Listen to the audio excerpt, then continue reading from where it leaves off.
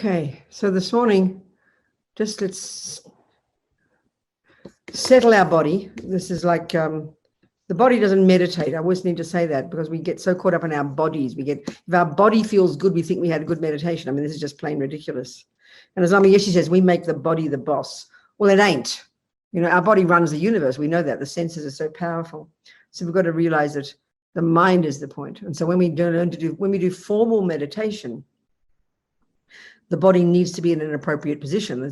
From the yogis over the centuries, they found about half a dozen points that can make it most conducive for the mind to do the job, because the mind meditates. So we just think in a very simple way, our motivation just for this 30 minutes to be together. This particular meditation, it's to bless the speech. So I'll talk about it first. But it's really, I love this meditation, I tell you. And when you hear about it, it's so auspicious. The meaning is very important because So just think we're going to sit here together, do this little meditation to see if we can get some benefit from this so we can continue to use our speech in an appropriate way and to control it in an inappropriate way so we can be of benefit to sentient beings. Okay. So it's a wonderful little meditation. I'll guide the visualization, and then when we need to, at a certain point, we need to recite the mantras. And what the mantras are, curiously, is it's the Sanskrit alphabet. So all the lamas say that the Sanskrit sounds are the most pure. I don't know, I'm the origin of this, I don't know. So all the Tibetans, when Dharma came to Tibet, they translated everything, but not the mantras. I mean, you can translate them, but you recite them in the Tibetan, you recite them in Sanskrit. So the thing is, when we understand the Vajrayana way of describing the universe and how we all exist, we've got this mind, and then our mind is conjoined with the four elements. This is the way the universe is, according to the Vajrayana model. So as Lama Zopa said, in the Vajrayana model, you've got this subtle body with 72,000 subtle channels coursing, and what courses through those channels, all these different wind energies. This is the basis of health in the Tibetan medical system, in the Ayurvedic system, in the Chinese system. We used to think this way centuries ago in our culture. So there's all the wind energies in our mind. All the different states of mind are intimately connected to the wind energies. So, your Tibetan doctor will feel your pulses, and she can feel an imbalance of, say, the certain winds, and she knows it's related to your attachment. That's why you're having panic attacks. So the mind and the winds are intimately connected. So because the prana is sound. That's what sound is. Without, sound is the wind energy coming out of our. So we need to purify it, because that's what speech is. So the purest speech is mantra. So this lovely meditation, we purify we visualize purifying our body, speech, and mind, but by reciting the Sanskrit syllables, these Sanskrit syllables, like the alphabet. So we've got Matt will put them up, and you do your best, but I'll do the little visualization, okay? And then you just contemplate. Because the point is with this, we can see, we humans, we mightn't go around, some of us on this Zoom today, we might don't go around raping and killing and, torturing people with our bodies, but we're very good at misusing our speech. And we don't think it's important in our culture. We think I can say what I like, but we don't realize everything we say first pollutes our own mind or purifies our mind, and then harms or benefits others. So, and speech, the power of speech, this is the main gift of the Buddha. We need the speech to hear the advice. We need speech in daily life. You want to help people. If your speech is not valuable, if your speech is not, people don't listen to you, don't believe you, you're useless. You can't survive in life. So speech is incredibly powerful just to survive. So the way to get powerful speech is silence and not speaking rubbish. So what's the rubbish? Well, there's 4 things we try to commit to do. One is don't just rabbit on about nothing, which is 99% of the time. We're compelled to talk. We don't even care whether the person wants to hear it.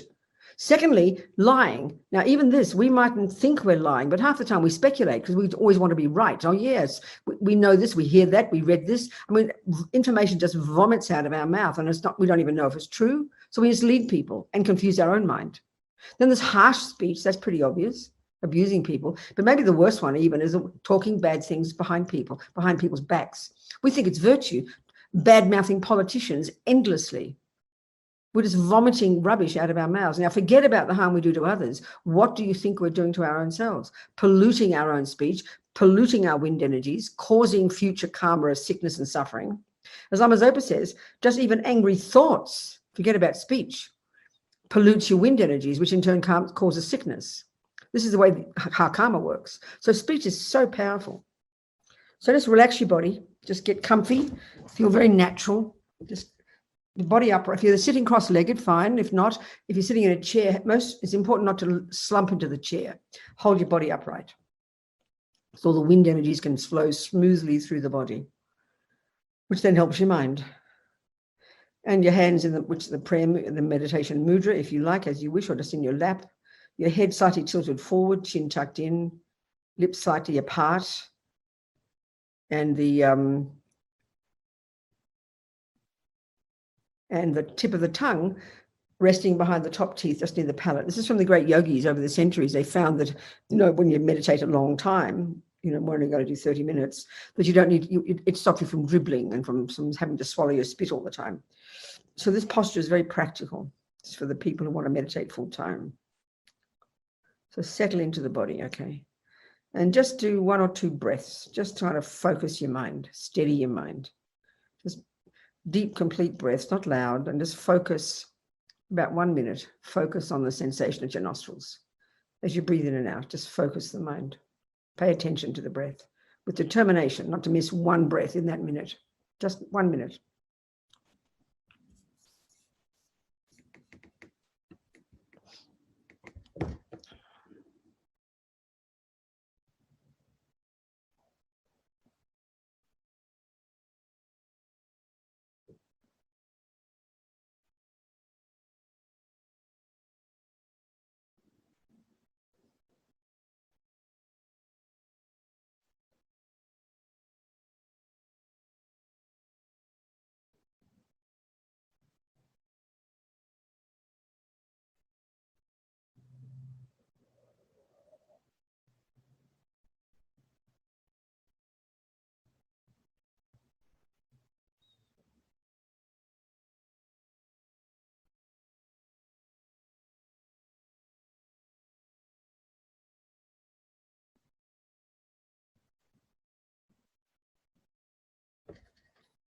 Okay. So I'll lead the visualization. You just do your best, okay? So first we just this little prayer of taking refuge. I'll just say it. You listen. So, we take refuge in the 3 jewels. May I become a Buddha to benefit all. We take refuge in the 3 jewels. We rely upon the 3 jewels. May we become a Buddha to benefit all. We rely upon the 3 jewels. May we become a Buddha to benefit all.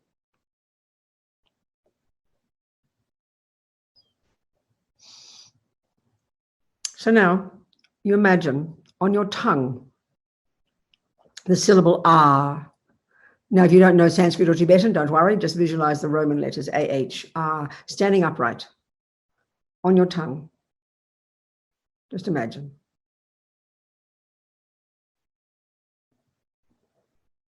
So now it turns into a moon disc, like a flat cushion, but it's a moon disc on your tongue.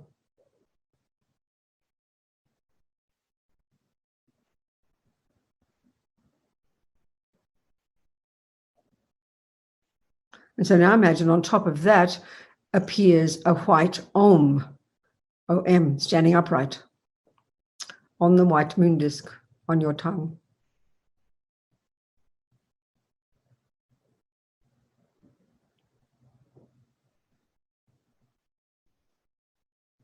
Now imagine it's surrounded, and of course we don't know the alphabet, so we just have to imagine it's surrounded by white ali. This is already how they refer to the vowels, the white vowels, and they're circling clockwise around the Om, and they're white. Just imagine the Sanskrit syllables.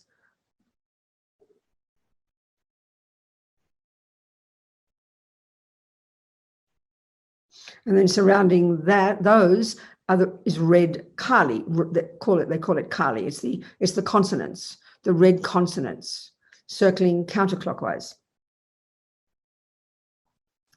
These red Sanskrit letters standing upright.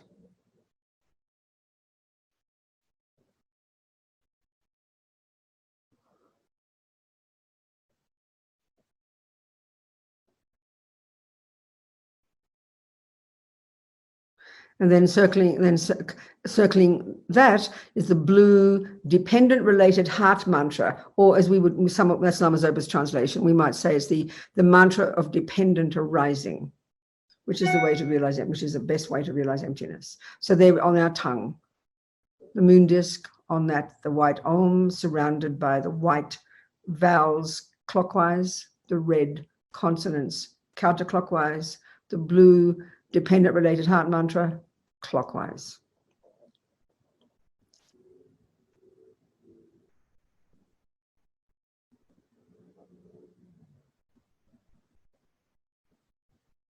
So now we imagine light radiates out, light beams radiate out from all these syllables and all the syllables, and it goes out to all the 10 directions of the universe, in front of you, behind you, around.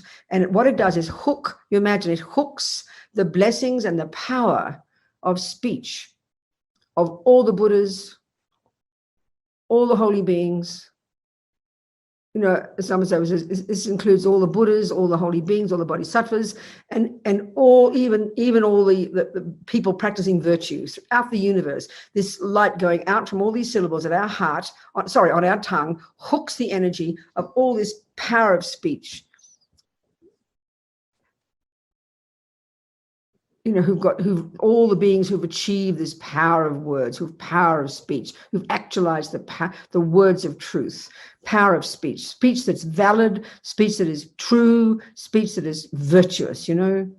All of this energy of all the beings of the universe is hooked by the light beams coming out, and it all returns and goes back into the syllables on our tongue, making them blissful and radiant, white, red, and blue, make them so radiant and powerful. This power of speech, what it is that the people who've accomplished it by practicing virtue, by not speaking negative speech, by being silent, and by practicing virtue, that means their speech is so powerful that whoever hears it is benefited. Who, you know, everything you say benefits whoever hears it. This amazing power of all this speech goes back into our syllables on the tongue, totally making them powerful. Imagine that.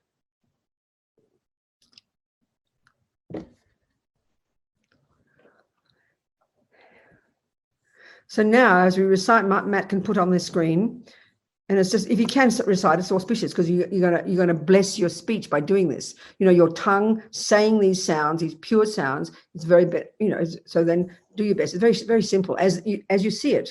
So visualize. Now visualize as we recite the first lot, the vowels. We visualize now. Visualize, okay? White nectar pours down from the white syllables on our tongue and fills your entire body. And you think now it completely purifies all the negative karma we've ever created since beginningless time with our bodies, since beginningless time, in this life and ever. And this white nectar from the vowels on our tongue pours down, filling us completely, this blissful nectar as we recite. It totally purifies all the negative karma of body. Om, I, u, ri, li, e, o, ao, ang, svaha. Om, I, u, ri, li, e, o, ao, ang, svaha. Om, I, u, ri, li, e, o, ao, ang, svaha. Full of this nectar, white nectar. Every atom of negative karma created since beginningless time, totally purified. How amazing. Totally blissful. This blissful white nectar filling us.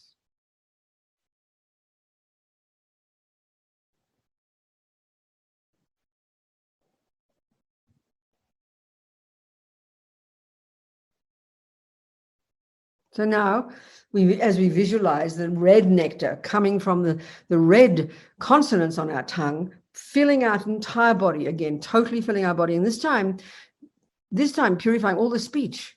So think like this. Think since the beginning of time, which of course means as humans, animals make few sounds, but they're not so clever. Our speech is so clever. Think of it now, all the lying, when it's conscious or even unconscious, but in particular, all our speculating. I feel we don't mean to lie, as I said, but we say stuff that we just don't even know is true. So we mislead people and confuse our own minds. All the nonsense speculating, all the abusive language, if we use that, abusing people, harsh language, all the meaningless nonsense pouring out our mouth, and all the criticism, finding fault behind people's backs, which is what causes all the disharmony. This, in the end, causes wars, all of this nonsense that pours out of our mouths. And even you can think too, the confused speech. You're not sure if you're saying the right thing. You don't know if you're speaking right. You're confused about how to express yourself. All of this speech.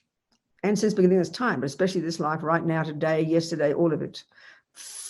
This red nectar filling our body, totally eradicating, totally purifying all this nonsense that causes us so much suffering and then harms others, or causes us not to be believed or not to be appreciated. The worst pain is no one pays attention to you.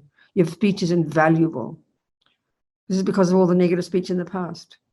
Totally purified, full of this blissful red nectar as we recite the consonants. Om ka ka ga ga nga, cha cha ja ja nya, ta ta ta da na, ta ta ta da na, pa pa ba ba ma, ya ra la ra, sha sha sa hak sha svaha. Om ka ka ka ga nga, cha cha cha ja nya, ta ta ta da na, ta ta ta da na, pa pa ba ba ma, ya ra la va, sha sha sa hak sha svaha. Om ka ka ka ga nga, cha cha cha ja nya, ta ta ta da na, ta ta ta da na, pa pa ba ba ma, ya ra la va, sha sha sa hak sha svaha. Full of this blissful red nectar, totally purifying all the nonsense of our speech. Imagine.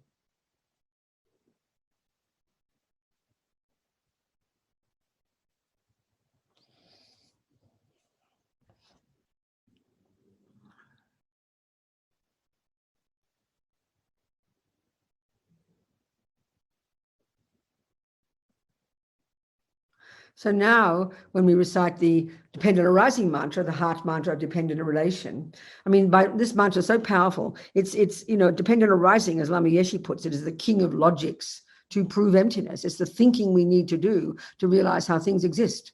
It helps us realize dependent arising, which means that things exist interdependently and therefore that they're lacking independent nature. So as we recite this, blue light goes out from the syllables and fills us completely. And this time, of course, purifies the mind, the source of all the nonsense of our body and speech, the ego grasping that clings to the self-existent me that we believe in with absolute certainty in the bones of our being. This is the source of all the suffering, all the fear, all the dramas, all the nonsense, all the harm we do with our body and speech, all the anxiety, all the anger, all the attachment, all the jealousy, all the low self-esteem, all the depression, all of this, these states of mind, these are the source of the pain and suffering, the source of harming others. So we full of this, we imagine full of this blissful blue nectar, blue like the sky, completely filling us, instantly eradicating the delusions in the mind. Imagine this, full of this radiant nectar. Om ye dhamma hetu prabhava hetun teshan tatagato yevedat teshan chayo nirada evam vadi mahashamanaye svaha. Om ye dhamma hetu prabhava hetun teshan tatagato yevedat teshan chayo nirada evam vadi mahashamanaye svaha. Om ye dhamma hetu prabhava hetun teshan tatagato yevedat teshan chayo niroda evam vadi mahashamanaye svaha. Full of this blissful blue nectar. You can put the mantras away now, Matt.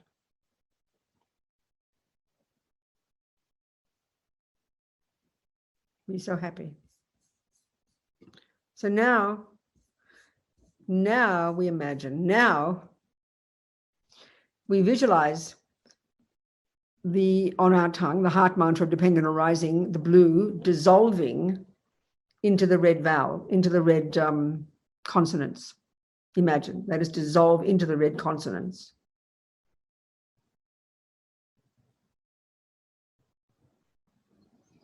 The red consonants dissolve into the white vowels.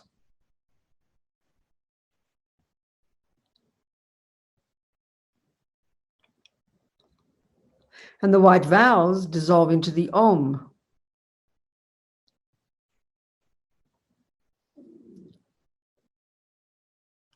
And the white Om dissolves into the moon disk, which it's sitting on.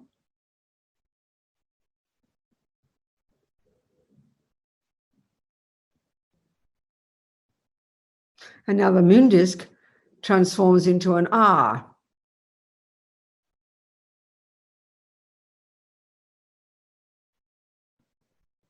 And now the R transforms into pink-colored nectar. And this pink nectar dissolves into your tongue. So now your tongue becomes indestructible. Rinpoche says you feel like your tongue is heavy and strong, as if it's difficult to move, and it's indestructible. Nothing can harm or take away or destroy the power of your speech, the power of your mantra. So they have strong confidence that all the power and blessings of the speech of all the Buddhas and the Bodhisattvas and the sages and the yogis have entered your speech, and that your speech is perfected. Think, I have perfected my speech.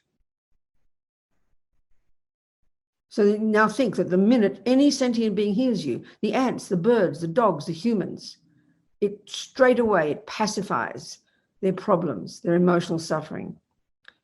You know, think it makes them happy. Think it answers whatever their problems are. And then if you have to get things done, if you're having to tell people what to do, you're running organizations, working with people, they will believe you, they will trust your speech, they will do what you wish.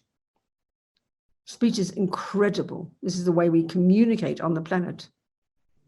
So feel full of, imagine now you are full of this power of speech, such that any sound you utter will benefit whoever hears it, will be useful, will be true, will guide sentient beings, even the animals and the birds and the ants who hears it. Can you think of this? This is the greatest gift we can give beings. And we achieve this by blessing our speech like this, by saying mantra. Every second we say mantra, we're purifying our speech. Every second we say positive words, we are purifying our speech. Every second we are silent and don't say negative words, we're purifying our speech.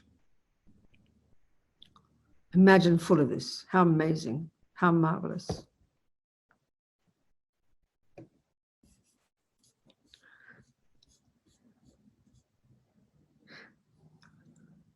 As Rinpoche says, you know, the power of your speech now becomes marvelous, and whatever you recite, all your virtues, all your prayers, all your mantras, they're multiplied. The virtue, the merit is multiplied by millions of times.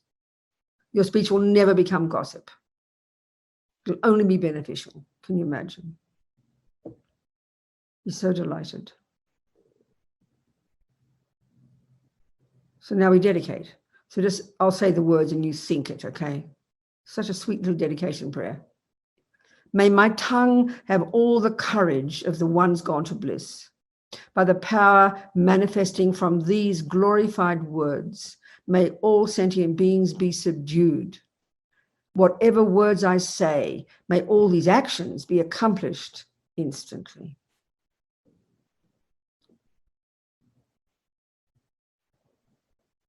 Okay, relax. I love that meditation.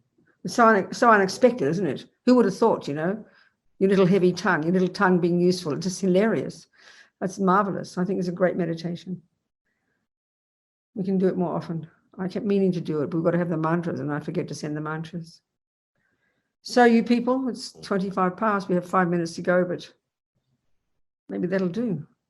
Have a cheap session this morning. I'll shortchange you 5 minutes. Or maybe just do, we'll do a little, no, that's enough. That's enough. That's enough. Okay. We just delight in this, hear the meaning of it. And if yeah, I can certainly send it to people if you want it, for sure. So that's it, people. Thank you, sweethearts. May we be beneficial to sentient beings. May we be happy. And I can make a decision today. It's a powerful thing. Make a decision today. I'm going to watch my speech like a hawk. And it's such a powerful practice. I mean, I can fill you the next half an hour. It's so beneficial. I'll just tell you one story. I always tell this. I'm not trying to make my family like a bunch of saints, because we're not. We're all speedy and maniacs, 7 siblings, very close in age, and we always fight like families do, right? We had poor. My mother and father had so many babies so quickly we had to share beds, right? She sent us to the fanciest Catholic convent. I always joke that she still owes the bills like 60 years later. But anyway, we're always volatile, shouting and yelling. I mean, it's reasonable. Get a bunch of human beings together. What do you expect? So the thing is, we'd fight, and then we left home as we got older, and we'd come home for Christmas, which is Australia's big deal instead of Thanksgiving. And then we'd argue, but then we'd always get over it. We're pretty friendly, pretty good people. But the speech was always the problem, So the last 20 plus years, I would say maybe more now, because we're all old now, there's this unspoken decision between us, unspoken agreement. We never say bad things about each other to each other. We all the time. Polly would say what Janet did, and Julie would say what Polly did, and I'd say what Mary did. And it was always just there. You know what it's like with families. We never say bad things about each other. If we speak about each other, we rejoice, which is unheard of in families. I mean, Charmaine heard me speaking to one of my sisters. She couldn't believe how friendly we were. So kind to each other. And when we're together, we never argue. I mean, we've got very different views, I tell you. But we talk about the things we share. So the feeling is incredible because there's no junk you're carrying around. There's no bad feeling. You know how once you say the words, they're out of your mouth, So it's incredibly powerful. Don't underestimate it. Your own self, but for other people too. So just one day by day, make a decision, Watch your speech like a hawk. Don't say things that aren't true. Don't speculate. Shut up if you don't know the right answer. Be silent. I mean, don't be phony, just be natural, but watch like a hawk. Especially quit talking about the politicians, please. Quit talking about your alcoholic uncle. We never stop, but we're behind backs. Very powerful. And so it really transforms your own mind, I promise. Okay, and then helps others. So that's it. Goodbye, everybody. Much love. I'll see you sometime again. Bye, Robina. Thank you, Venerable Vina. Good day. Bye. Thank you, Venerable.